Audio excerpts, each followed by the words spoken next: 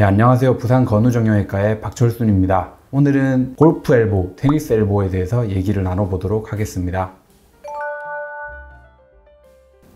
팔꿈치 통증의 가장 흔한 원인을 테니스 엘보, 골프 엘보라고 하는데요. 팔꿈치 외측이 아픈 경우에는 테니스 엘보, 내측이 아픈 경우에는 골프 엘보라고 부르고 있습니다. 사실 이 용어는 1930년대, 40년대에 처음 생긴 용어고요. 요즘은 외측이 아픈 경우에는 외상과염, 내측이 아픈 경우에는 내상과염이라고 염증이 있다 해서 염이라는 용어를 사용하는데요. 최근에는 조직검사 결과에서 염증세포보다는 퇴행성 변화가 더 많다, 염증세포는 거의 없다고 해서 이런 용어들도 바뀌어야 되지 않나, 이런 얘기가 나오고 있긴 합니다.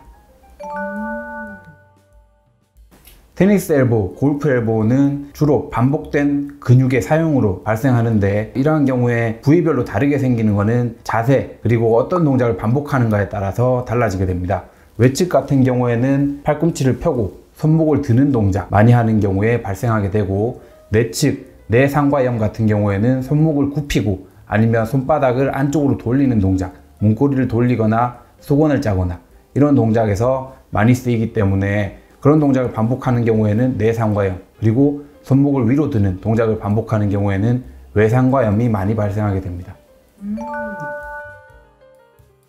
사실 테니스 엘보라고 해서 바깥쪽만 아프다, 골프 엘보라고 해서 골프 칠 때 안쪽만 아프다, 이건 아니거든요. 원인을 살펴보면 먼저 테니스 칠 때는 바깥쪽이 아픈 이유가 주로 백핸드 스트로크를 할 때 손목을 위로 젖히는 동작을 많이 반복하게 되고, 이런 경우에 통증이 반복되고 데미지가 쌓이다 보면 퇴행성 건병증이 나타나는 것으로 알려져 있습니다. 마찬가지로 포핸드 스트로크를 많이 하는 경우에는 안쪽이 아플 수도 있고요. 골프 같은 경우에는 오른손잡이를 기준으로 백스윙을 하고 내려올 때 팔꿈치 안쪽에 부하가 걸리게 되고, 주로 뒷땅을 치거나 아니면 공을 칠 때 오른손으로 좀 더 개입을 많이 하는 골퍼들 같은 경우에는 내측 팔꿈치에 개입이 많은 것으로 알려져 있고, 마찬가지로 오른손잡이 골퍼에서 왼손으로 치는 습관을 많이 들인 골퍼 같은 경우에는 공을 칠 때 왼팔이 펴지면서 왼팔의 바깥쪽, 즉 테니스 엘보가 골프 치는 과정에서도 나타날 수가 있습니다.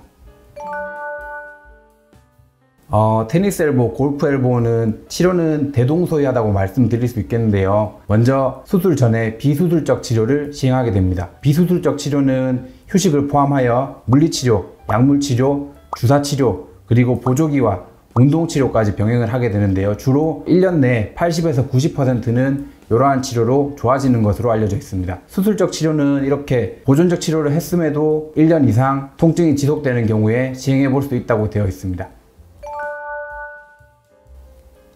요즘 DNA 주사도 많이 찾으시고 재생주사로 많이 알려져 있는데요.